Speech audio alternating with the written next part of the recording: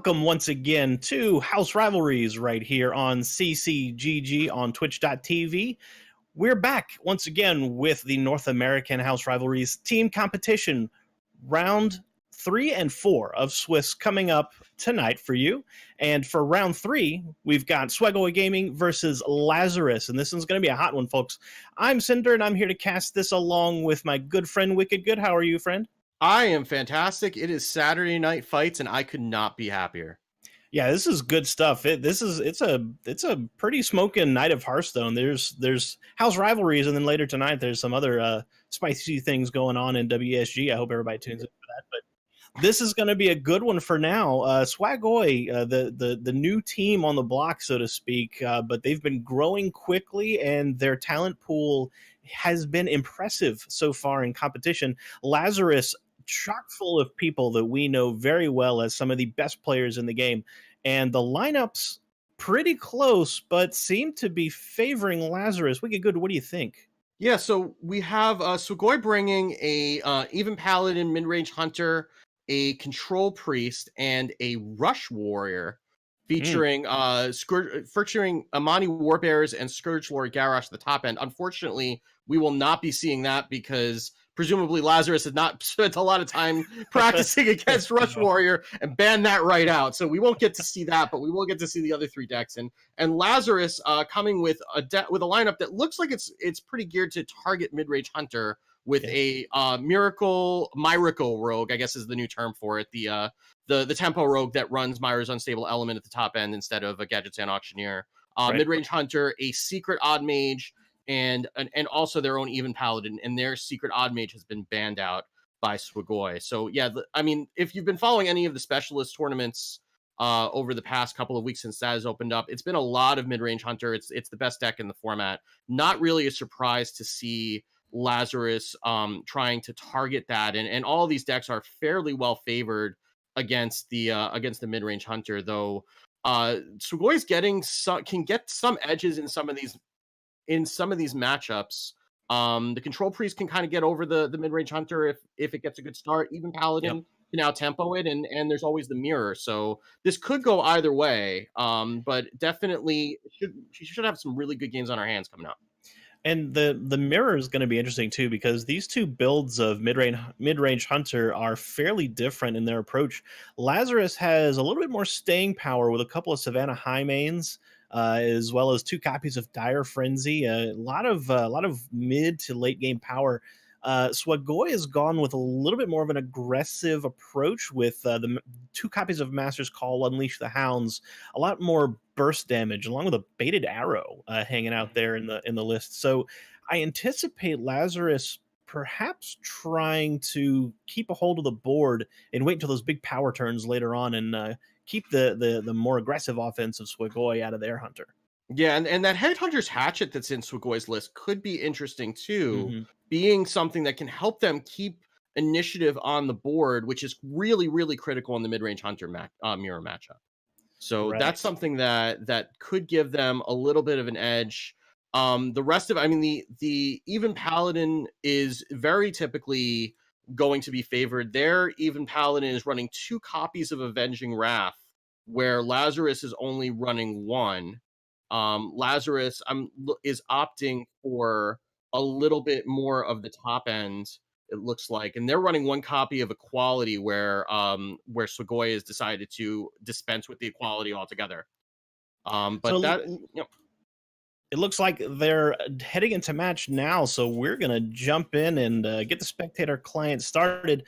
Once again, this is going to be Swagoi Gaming versus Lazarus for round 3 of the House Rivalries Swiss portion of the event. And we're going to see the Hunter mirror match right away, Wicked Good. Yes, and we're just going to get that right out of the way. I mean, not really a surprise. Both teams looking for their best deck out of the gate and try to get that win early. So we'll see how that turns out. Looks like Swagoi already has a Hyena double Dire Mole, picks up a Touch Rhino as well, and Lazarus also has a Dire Mole of their own, but double Animal Companion and a Dire Frenzy. So Swagoi can really get the edge out of the gate despite going second, depending on how they play this.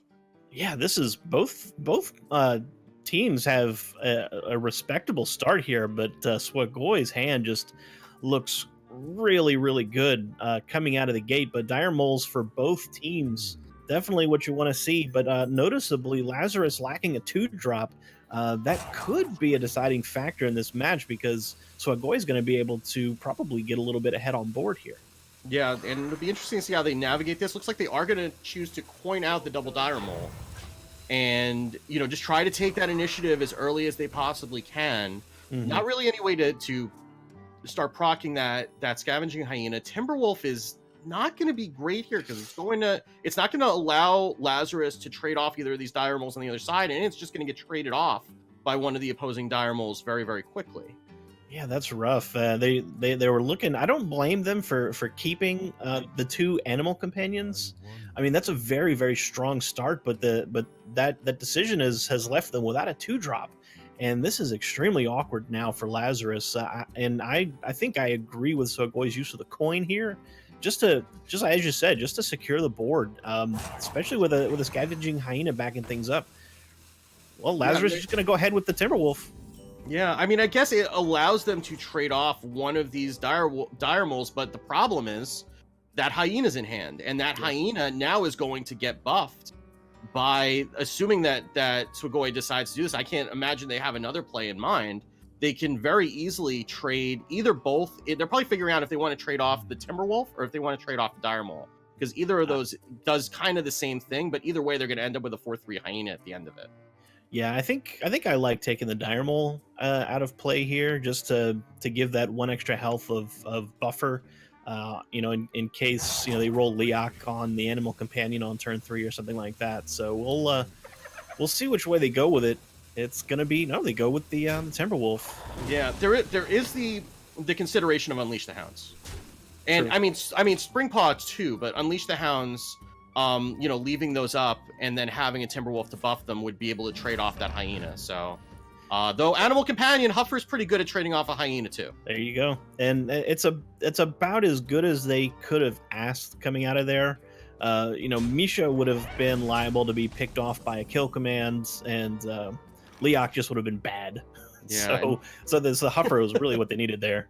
yeah, and double kill command now in hand, and in Unleash the Hounds, it's only gonna make one doggo, and Hmm. now Sugoy's kind of in a bit of an awkward spot because Lazarus, as we can see, has a really, really strong next set of couple of turns coming up. They can either Dire Frenzy or Animal Companion, and they have that Tundra Rhino to follow it up. And Swagoy does have their own Tundra Rhino, but that's a ways away because of using the coin on the double Dire Mole. That's Right. fun to say fast. Double Bible. And interestingly too, there's these micro decisions that just go into those first couple of turns. Do you use the coin on one? Do you trade into the 2/2 or the 1/1? These things really super hardcore matter. And you're seeing how this plays out, how the initiative is slowly starting to creep in favor of Lazarus, just due to the way that the deck has drawn. And I mean, that's how you do it. Those micro decisions set you up for stronger plays later on when the cards start coming down. Right. And I was actually wondering if they were going to commit a kill command to take out this Dire Mole, which would feel awful, but there are a number of things that can go badly with leaving a beast on board without any really clean follow-up. I mean, we could see the Dire Frenzy and Hand Crackling Razor Maw probably would have been played by now, but still could get top deck. They could even track into it if they want to. Huffer trading off the other Dire Mole is pretty bad too. Man, they say it's always Huffer, but tonight it really is always Huffer. And no beast on the board means that the Crackling Razor Maw is now a whiff draw for Swagoy. That is just absolutely heartbreaking for them drawing into turn 4. They really have very little to do here. Unleash the Hounds, maybe. Yeah, I think that's the only option. Yeah, that's the only option. All they're gonna do is give the board right back to Lazarus, and that hurts. It does hurt, but it hurts a lot less than giving the board back and taking 5 damage to the face.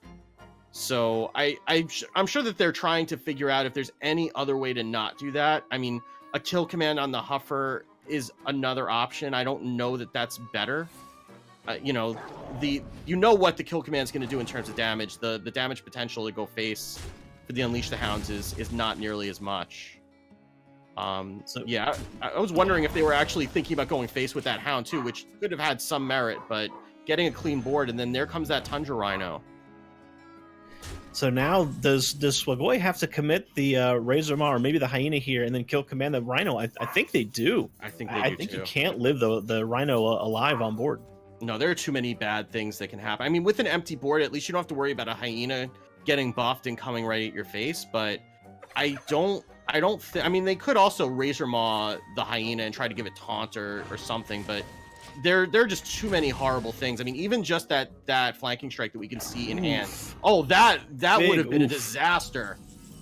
Oh, yeah, and this is exactly why you absolutely must respect the Tundra Rhino, because Swagoi, they studied that list. They know that there's a Savannah Highmane or two hiding out in that deck. So yeah, this is a much, it's painful, but not nearly as painful as 6 to the face would have been. Yeah, and again, you have a really awkward turn here from Sugoi, because they can kill command the Highmane, but that just leaves 2 2/2s behind. They can try to Razor Maw the Hyena, but I mean, what are you going to get out of it? +3 attack, Wind Fury, and hit for 4. You're not going to be able to buff it up. I mean, you can. I don't know. I mean, obviously, you're pairing that with the kill command. Maybe you try to get like a Divine Shield and take out one of the 2 2s, or the +3 health. Yeah, the health the isn't +3 bad. health I mean, would work. It'll leave him with a 2/2 and on the side for Lazarus and in a slightly superior board for Swagoi. So they'll still have an opportunity on Lazarus' side to come back from this board position, but this is about as good as that Swagoi can get, I think. Yeah, I mean, Lazarus does have the flanking strike rather to be able to clean up that Hyena.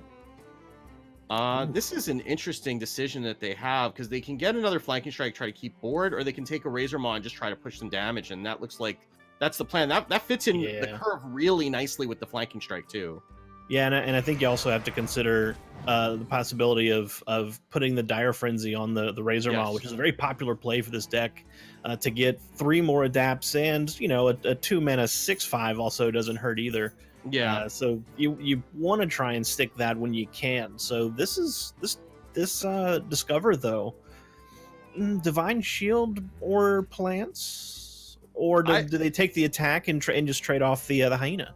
Yeah, I mean, I guess if you want to trade off the Hyena, you take the +3 attack, and then you can Dire Frenzy the Razor Maw right away. This seems like the safer play.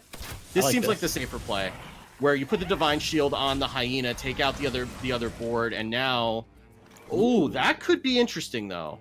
The Tundra Rhino with the Razor Maw, they get Wind Fury, they can clean up most of this board, or they can just give it +3 attack. They can give it Divine Shield, make it more difficult to trade off with this board. That I imagine that has to be the play given the context of their hand, but it's going to be interesting to see what this Discover is and how that shapes the rest of this turn. Oh, they're actually going to trade off. Oh, I like this actually. Attack first, yeah, in case they get the Divine Shield, yeah, or the Stealth, because if you get Stealth and then you attack, you lose it. So I like that play of attacking first and then trying to get the Stealth and just hide it. Yeah, and then the charge effect from the Rhino actually allows the Razor Maw to play in for extra trade value. So swinging this board has just been swinging so hard back and forth. Now Lazarus in the same position that Swagoi was earlier, going to have to use that kill command, or they thought about using the kill command on the Rhino, but they go ahead with the Dire Frenzy instead. Yeah, I like that better. A 5/3. Yeah, this isn't bad though. It still leaves a good bit of power on board. And I mean, the kill command goes to face immediately. The minion is going to have to get initiative, and it has initiative now. Mm-hmm. So it's basically the same thing. You have actually a better board at the end of it by going this way. So and then using the Master's Call to draw that other 5/5 2-mana beast out immediately. And again, just like not a really great turn here from Swagoi. They can get rid of this Hyena, but it's going to cost them their other Tundra Rhino if they decide to do that.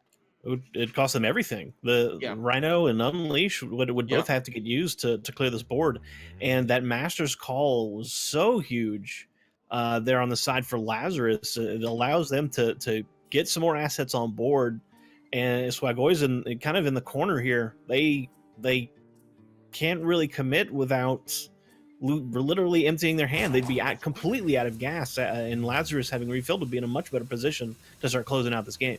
But you can't hand Lazarus back the board just having played a Master's Call. Like that's just a recipe for disaster. Yeah. And looks like they're going to split the difference. They're going to Mm. take out the Lynx with the Tundra Rhino, and then leave the 5/3 up. And this Crackling Razor Maw is just coming out right away. Yeah, if you want to see if you get that Wind Fury, because that kind of dictates what the rest of this turn is going to look like. Yeah. So look at this. Wow. They get immediate payoff off of the Dire Oof. Frenzy Hyenas. 3 2-mana 5/5s on board. Kill command clears the way. Lazarus now in a dominating position here in this Hunter Mirror. Swagoi almost certainly out of responses now.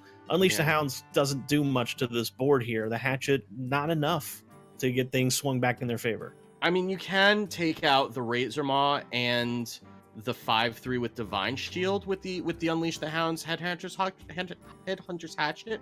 Gosh, these tongue twisters today. But I mean, you have to do it because you're pretty much Right. dead on board. I mean, that's 15, 18.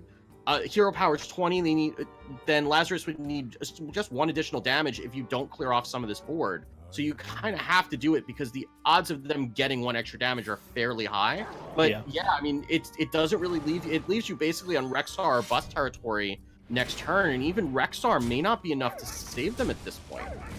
No, and I kind of want to now build something called Tongue Twister Hunter just to put in as many complicated linguistic combinations. Like the second Tundra Rhino off the top, wicked good. This game is pretty much in the bag. That deck of yours would be the terror of the caster meta, I'm sure. Yeah. I mean, down to 4 goes Swagoi, and they're just gonna be hoping for a miracle. And High Main's Savannah not a High miracle. Main is not the hero we need. No, it's the best legendary in the Hunter class, but it is not enough to get them out of the woods here. So Lazarus going to take the first game of the series, going up 1-0 against Swagoi Gaming. Check mark next to the mid-range Hunter for Lazarus. Swagoi has all 3 of their decks remaining in this Conquest series.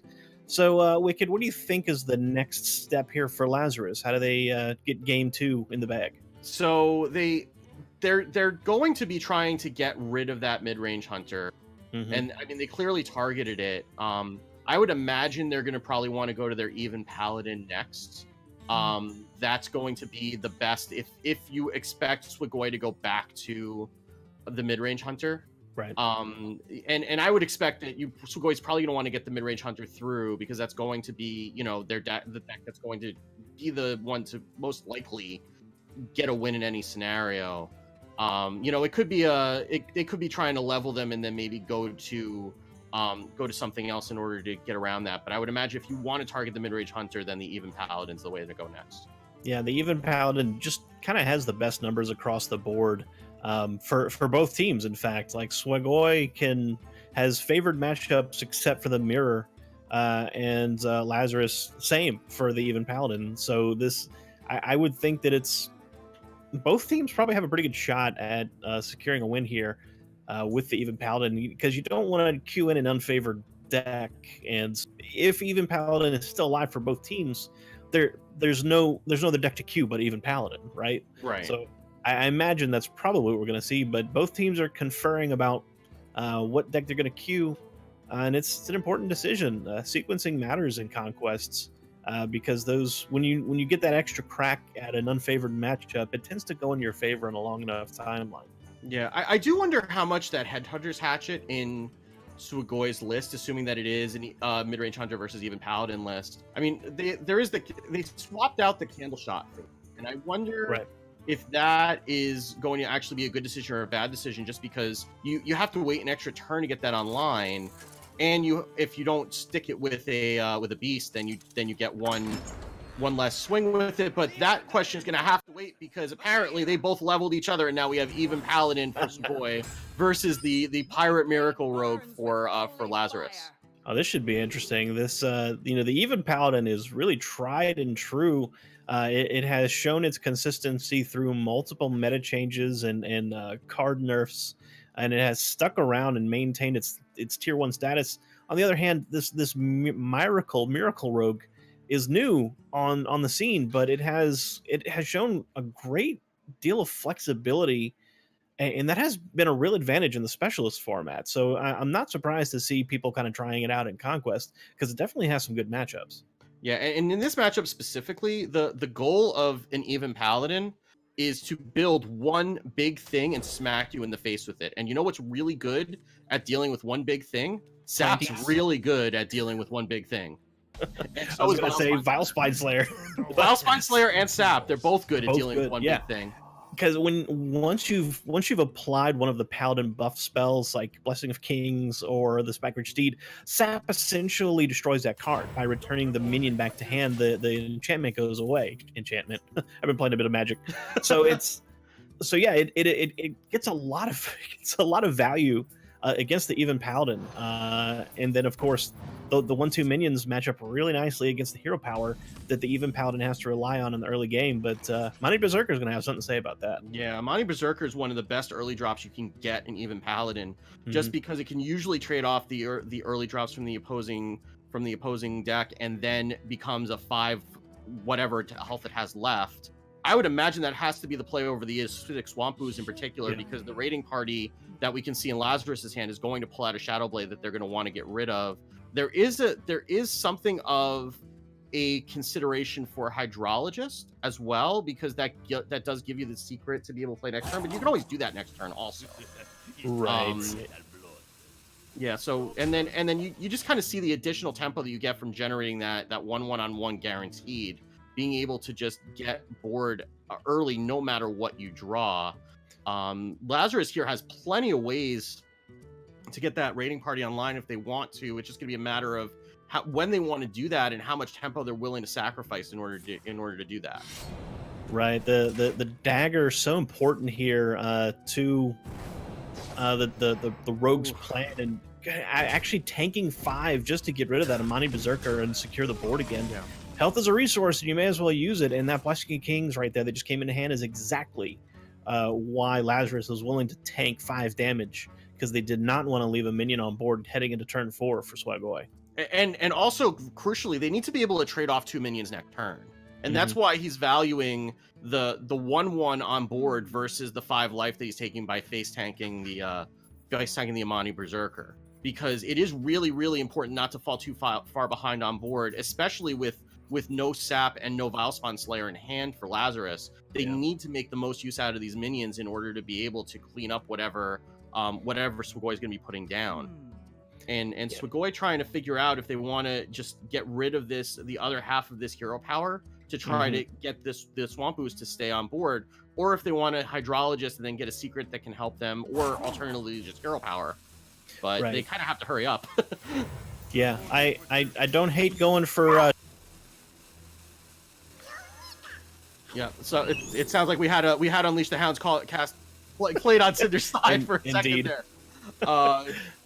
But go to split the difference and get the 1/1 and pick up an auto defense matrix for later. And that is an Edwin Van Cleef with a lot of cards that have zeros in the corner for Lazarus. And we could see a very, very large man hit the board right here. Yeah, and interestingly, Wicked Good, equality no longer in the lists for the most part for even Paladin after the balance changes turned it into 4 mana. A little too expensive, a little too rich for even Paladin's blood. So no opportunity for equality to clear off these 8/8s from Edwin Van Cleef. So this Van Cleef is probably going to stick. Yeah, the list does still run 2 Spellbreakers, none in hand right now. And not really any great response here from Swagoi. They pick up another Hydrologist. They can try to get something like a Noble Sacrifice in the way to at least, but that's probably not going to be particularly effective with the 2 other minions on board to be able to test for that secret. You still probably have to do it. They have to wait until next turn anyway to be able to get this Blessing of Kings down even on a 1/1. And that's going to be a very slow play if that's what they have to do. Normally you want to be putting down a Corpse Taker on turn 4 as the even Paladin, but none of the strong 4-drops are anywhere in sight. Eye for an Eye is also, I mean, I would imagine it's Noble Sacrifice, but Eye for an Eye could be an interesting pick, but very likely it's only going to do 1 or 2 Yeah. damage. Yeah, because there's Lazarus probably knows better than to send in the 8/8 first to check for the secret. So they'll probably send in the 1/1. So that's where Swagoi has to focus on. What's the best value I can get after Lazarus pokes this trap? Based on that, eye for an eye sadly isn't it, but it could be. There is a world And where it that is a is. thing. Oh, they go for They're it. going for it. Okay, I don't hate it. I don't hate it either. Yeah, I mean, there are definitely some mind games afoot, and right. you know, there have been times that people will just forget Eye for an Eye as a card and take a lot of damage to the face, and that might be enough. You know, because you can imagine that what the conversation on the Lazarus side is right now about what those 2 secrets are. Right. And I'm sure Eye for an Eye is not in either conversation. No, and but you know what though, the Shadow Blades battle cry makes them immune. So if they were to read correctly that there's an eye for an eye down there, they could conceivably get rid of the defender, or the auto defense matrix, and then let Edwin go in for 8 and not take the damage back from eye for an eye. Oh my goodness! If they make this read, I'm going to be so impressed. Well, I mean, they know now that it's not noble sacrifice, so Right. they can just attack freely anyway.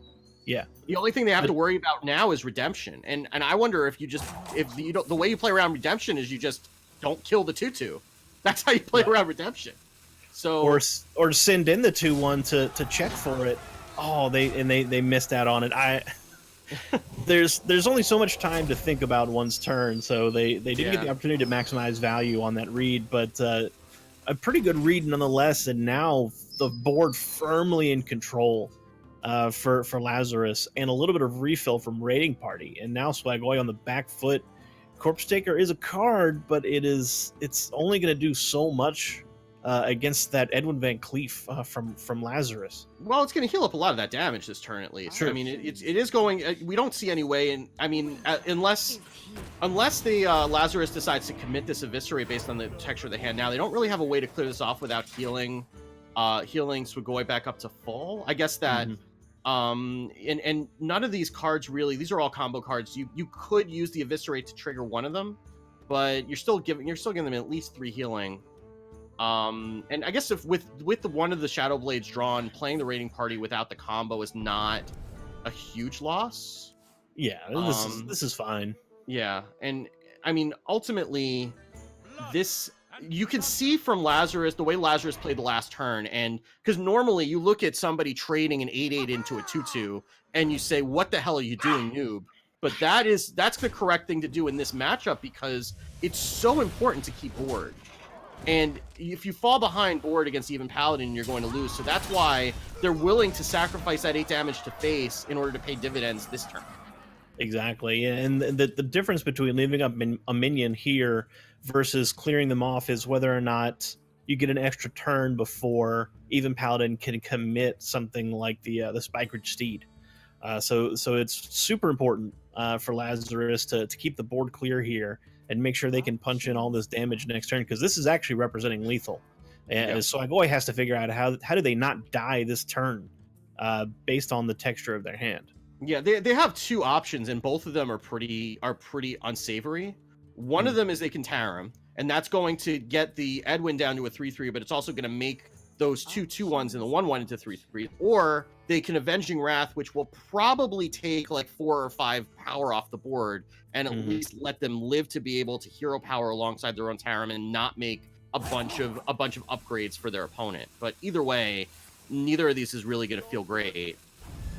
Yeah, the Avenging Wrath definitely feels like the play here. Pretty good chance of removing. Oh, they actually whiffed on one of the deck hands, so they only removed 3 power off the board. And let's see, there's how much is this is going to set them to 7. There's 6 in hand available for Lazarus. So close. Or is that 6 or 7? They can do they don't. Oh, they didn't have enough mana. Okay. Yeah. So now, and the problem is that this Spikeridge Steed, I would imagine. I mean, either way, I don't think either way matters, because you can either power Tarim or power Spikeridge Steed. Either one of those loses to the sap that just came into hand for Lazarus. Yeah, and sap not even necessary. the SI7 Eviscerate would actually be enough to do it over the top, Yeah, I mean, the even stat without would just be worrying a about the combo. speed. But yeah, but Yeah, the the stat would sap just be a just combo seals the deal. activator. Yeah, Yeah, yeah.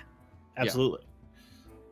Yeah, and Sugoi's going to try to figure this out, and either one of those. I mean, you basically have to play at this point as though Sap isn't a card, and they Oof. know that this is pretty much over.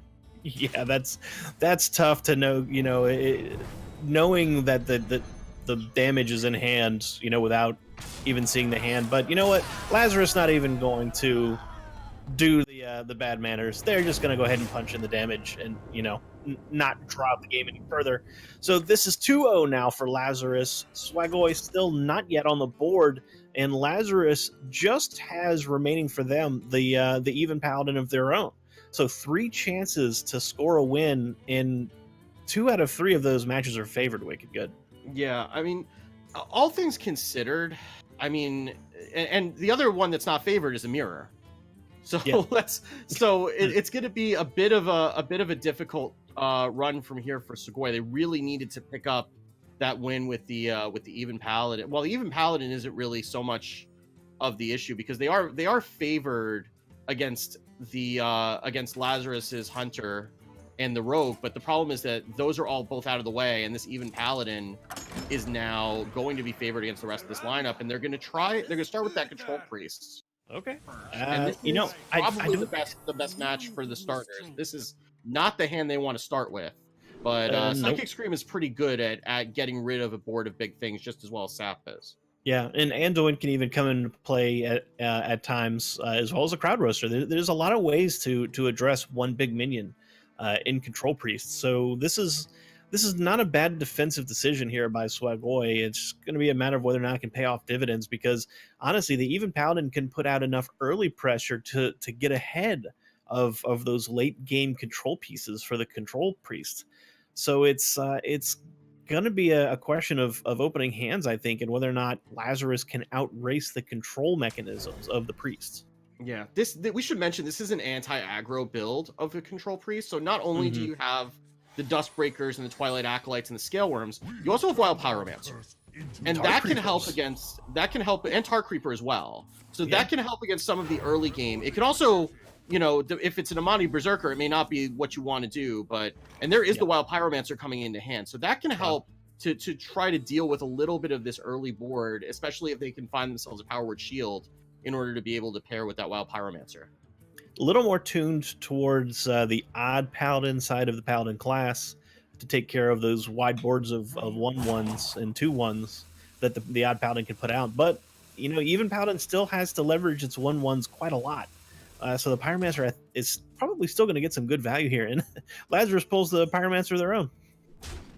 Yep, and I would imagine that's not what they're looking to play here. They either have the Amani Berserker or the Argent Protector. Mm-hmm. I would have a hard time seeing an argument for playing anything that doesn't have Amani Berserker written on the card, but they're going to give it a good think and make sure that they're on the same page. This is not like Ladder where you would just windmill slam that.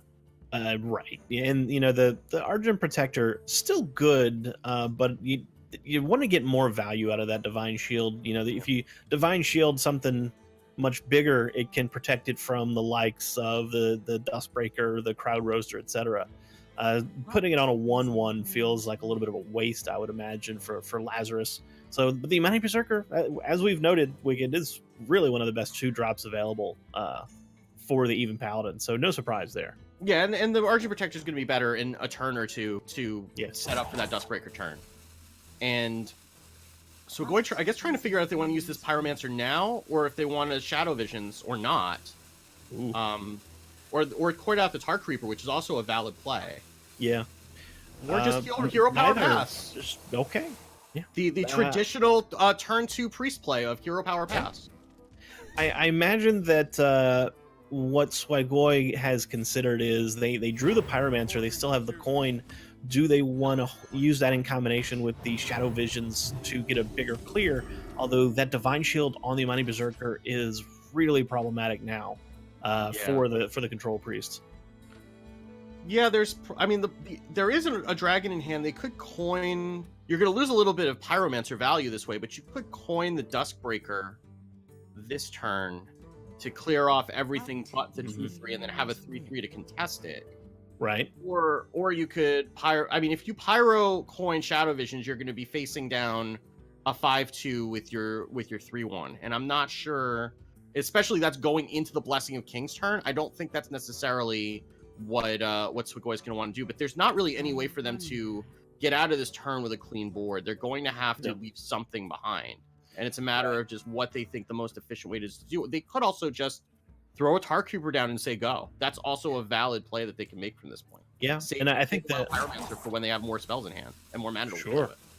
I think the Tar Creeper play would be very, very passive and would run a high risk of getting punished by Blessing of Kings, because then the creeper just gets rolled over. I like the Dustbreaker here. Yep. It allows they only need to spend one card to clear most of the board and then challenge the Berserker, and the Pyromancer would have had to dedicate 2 cards for the same effect and leave more damage on board. So I like this, and Hydromancer or Hydrologist rather, giving some decent options to protect that Berserker. Redemption's definitely one to consider here. Yeah, I'm there. I mean, there's an argument for all 3, really. Sure. Repentance even might be good if they're expecting something like a Twilight Drake. Oh, true. Yeah, and then it'll also punish the Tar Creepers that are in the list as well. Yeah, and it's gonna make Swigoi think really hard, no matter what, about this attack. Yeah. They're not good. I mean, I would imagine they probably want to trade off that Amani Berserker, and they're probably going to try to do it, but they're going to have to think about what happens if this is Noble Sacrifice, or auto defense matrix for that matter. Right. With only 1 minion to test, you really have to consider very carefully the lines, the possibilities of what happens depending on which secret is played and which ones gets triggered. The advantage that the rogue had in the last game was that it would often had multiple minions on board that it could throw away into secrets. Not the case here for the priests. So they really have to plan out this attack and plan out what they're going to do if they guess wrong as well. Yeah, and redemption's also a consideration. Like if you leave a 5/1 behind, what do you do? In this case, they have the Twilight Acolyte. Looks like they're going to take out the 1/1 to see if it was redemption. And now that they got the news that it's not, and it's not Noble Sacrifice or Auto Defense Matrix, they have not a lot of time to figure out what they're going to do with the rest of this turn. Oh, the Tar Creeper getting punished here. Yeah, and there's that Repentance, and Lazarus really, making the most out of that one secret that came out of the Hydrologist and just really throwing off Swigoi's line of play there. And this Consecration is going to clear up this board. Wow, that's a fantastic top deck for Lazarus. Just absolutely clears the board after the secret gets triggered, and they've got a clear board to go into the Spikeridge Steed turn on turn 6. Yeah. And they've still got equality available to them. They kept the 1 copy in their deck just in case things go absolutely wrong. So Pyromancer are probably going to stay in hand for the time being. Yeah, I mean those two go together like chocolate cookies and Oreo cream, or Hall & Oates. I guess.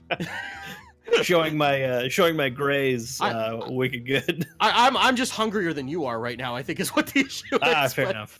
Well, I mean, there's enough food puns to run around with Hall & Oates, and I mean there is of course the smash hit Maneater to consider. So one might be really hungry if they're listening to Hall & Oates. Yeah, but back to this game, I don't see what Swigoi does here. I mean, you have a Holy Fire for next turn to be able to clean up most of what's gonna come down, but if that's what comes down is a Spikeridge Steed, that may not be enough.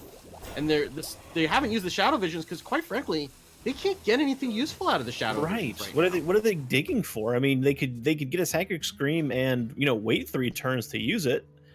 So once again, a very passive play with the Tar Creeper, and the Spikeridge Steed, if they decide to employ it on the side for Lazarus, is just going to run right over this Tar Creeper and really leave Swigoi in a very difficult position, because they're going to be the board is just snowballing out of control slowly.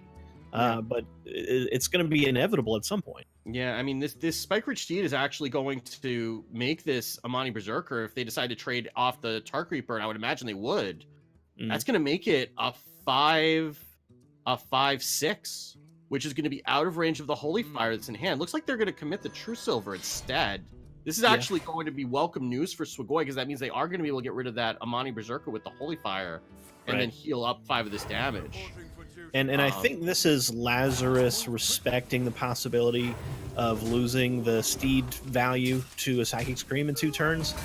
They're already in control of the board. They've got Swagoi down to 17 now. So I think they feel okay with the board state as it is, and they want to wait until they see a Scream before they commit that Spikeridge Steed. But second Holy Fire now for Swagoi, so they've got the opportunity to slow things down quite a bit here.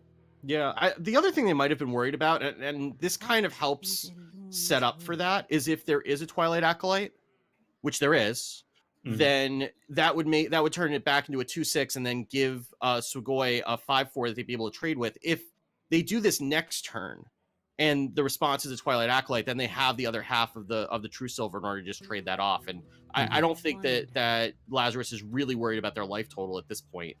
They will be eventually once we start seeing Anduin and Alexstrasza if they decide to come into the hand, but not right now. Right. This is an extremely passive hand for Swagoi. They want a Holy Fire Wicked, but they probably also want a Shadow Visions for the Psychic Scream. But they're going to go for the Holy Fire and get the payoff now. Yeah, and reduce some of the damage. Yeah, I mean the healing is important. It is. They could just get blown out of the water. Like, even Paladin goes slow until it's all of a sudden going real fast. And, there is a consideration that 17 is not a healthy life total with the context of their hand that they have left. Now, this Crowd Roaster that's in hand could be useful if they pick up a dragon, but right now it's a 7/4 that just dies to the weapon. Yeah. So it's not really doing anything for them right now. All right, now the Steed is going to be committed now for Lazarus. They're not going to respect the Psychic Scream. In fact, they're just gonna wait, and they're actually going to get rewarded. No Psychic Scream available for Swagoi to wipe that 6 mana spell off the board effectively. But Swagoi really not a ton in the way of things to do here. Pyromancer plus stuff can clear off the 1/1s, but then it leaves the Hydrologists all buffed up on the board and ready to go. Yeah, I mean, I think you kind of have to, because maybe you get a Powered Shield, you can start drawing into anything, but their hand is not winning them this game right now. No, and they need to find something to do. So this is an interesting decision. They could either take the Psychic Scream now, or they could take a shield then they could shield and Shadow Visions again, take a little bit more health off the board, and then still give themselves a chance to draw into the Psychic Scream with the following Shadow Visions. Yeah, I like that. Might be the play. Yeah, that's a good call, because you're getting a little bit more value out of the. If they just take the Psychic Scream, that's it, right? End of combo. If they go this route, they get to leave a minion on boards and put a little more damage on board and get the Psychic Scream anyway. So this is a pretty good line here. It also gives them one more draw towards some sort of a dragon, which can answer this 4/5. And I mean, once we get to turn 9, then you have Twilight Acolyte, Cabal Shadow Priest, which is a pretty good way to answer that. But Avenging Wrath is gonna hurt. Oof, I think this is gonna bring Swagoi down to 2. Yeah. Once the Wrath is resolved, it'll do 8 + 8 on the board, and there's 1 health on the way, so 15 of that is gonna go to Lunara. My goodness, gonna bring them down to the very, very edge, and I don't know that the Psychic Scream is enough to get them out of the woods here. Depends on if they use the weapon charge or not. It looks like they are going to use the weapon charge. Will. So now they're dead to Consecration. Right. So, I guess they're dead to Consecration either way, because if you Holy Fire the 4/5, then they still have 3. You're going to go up to 7. No, that gets you out of Consecration range. Yeah. And I believe they only run, Lazarus does the 1 copy. They only run the 1 copy of Avenging Wrath. So the things that you're worried about at this point would be, even a Blessing of Kings on the 1/1 or the 2/6 would basically be the outs for lethal at that point if you do that. Right, so this will bring Swagoi up to 9 after the Hero Power heals phase 3 on board for Lazarus. So they got to come up with 6 more damage and the Hydrologist is not 6 damage. Yeah, just a very. I mean, they do have the Wind Fury Harpy that they can play here. I mean, not having seen the Psychic Scream, I would imagine that they would put Sugoi on not being able to play the Psychic Scream. Hidden Wisdom, the secret pick, and I like that a lot. I like that a lot too. And this play here, so does this allow?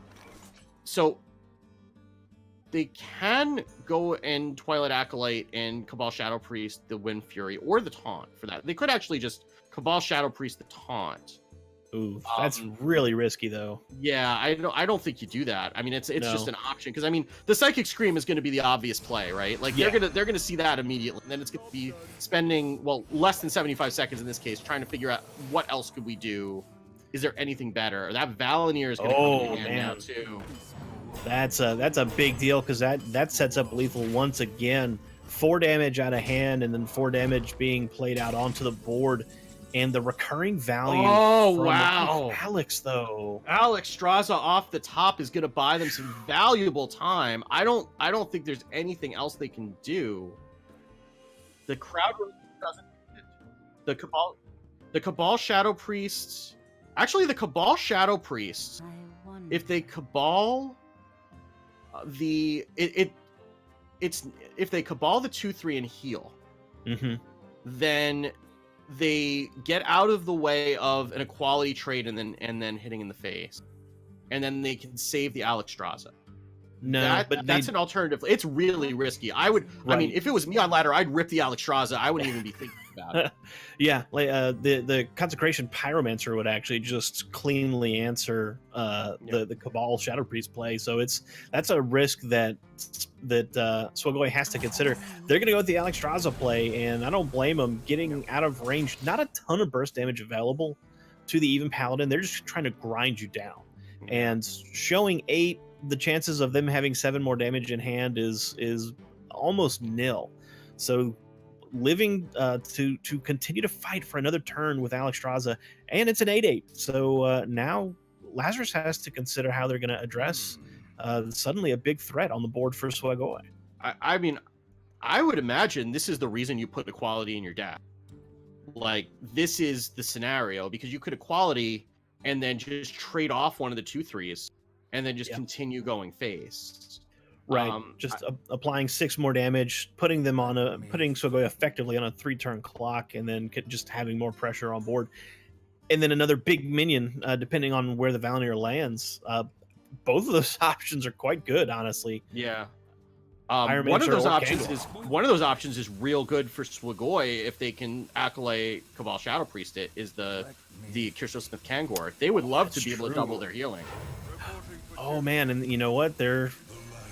So this is interesting. So Lazarus may have actually kind of made that read and plays out Kangor before applying the damage from Valenier to make sure that it lands on the Pyromancer. That is a super interesting read. Wicked good. I wonder if that's exactly what they were thinking. If they were trying to avoid getting the Cabal Shadow Priest combo getting punished on that. Well, now that's just the Cabal straight up will take it. True. Oh yeah, I guess you're right. So now they can just Cabal and then heal their face for 4, bring themselves up to 11, and then trade the Alex Straza into one of these taunts. Yeah, my thought was that they'd have the double healing and Valenier available from the Death Rattles. So that's better. It's better to not give them the Valenier also. For sure, but yeah, Cabal Shadow Priest is 100% a card that they're gonna be worried about, and I mean, I guess there is still an argument for you could just crowd roaster the 2/3 and heal, but you also can clear up some of this with a Pyromancer, I suppose. Oh, they're just gonna put that Pyromancer out. Oh, they took the taunts. Interesting. I'm really surprised by that. I guess if you think about it, that does protect you from more damage should a Blessing of Kings or Spike Ridge Steed come out. Yeah, but we were just talking about the fact that there are ways for this deck to deal with taunts that are in the way, and one of them is in hand. Right. So I'm surprised to see them just try to protect face with a taunt. It's a very passive way to deal with it. And look at this, the Yeah. equality is actually going to get played here to totally clear the board and return Valinir to hand and another 4 damage on Oof. board. That is that Valinir is this is the value of that card. It just continues to grind out long games over and over again, being re-equipped over and over again, and now Swagoi facing lethal once again, like, Yeah. from this even paladin. Yeah. I mean, they are going to be able to keep themselves out of range for now, based on what's in hand. We know that they don't know that, No. but and they can heal and crowd roaster one of the 1/1s, which Mhm. is a sentence I did not It's expect to be saying today. But yeah, I that's a wonder valid if play right they now. They also could just Psychic Scream, but I imagine with yeah, the Valinir in play, that Psychic Scream is something that they're going to want to wait until Valinir is on a minion, so that right. they can get that off of the board and not have to worry about that every turn, especially already having used one. Right, and if they commit the psychic scream, then that big minion just sticks. If they commit the crowd roaster, then you've used a crowd roaster on a 1/1. So they actually go to Yeah, get I like this. some cards here. Yeah, and this allows them to get a card as well as do all of this stuff. And now 1 damage is all that Lazarus needs, and that's it. That's a There's it. things. Wow. Oof. Man, so Lazarus takes a very quick, very convincing 3-0 in the series against Swagoi Gaming, and no, I don't think anyone would be surprised by how dominant Lazarus is there. But Swagoi is not a team to turn your nose at. There are some very smart people in Yeah. the Swagoi stable, but Lazarus putting them to bed for today for round 3. So that's going to do it for this series. Wicked good. How did that play out for you? How did I mean, I did it go think it about came how you down. expected? It came down to the mid-range hunter mirror. Really, I Yeah, mean, that was really whoever won that when that was going to be able to dictate the flow of the match from that point forward. And yeah, being able to and Swagoi looked like they were going to be able to get that early on, and then the draws just kind of eluded them.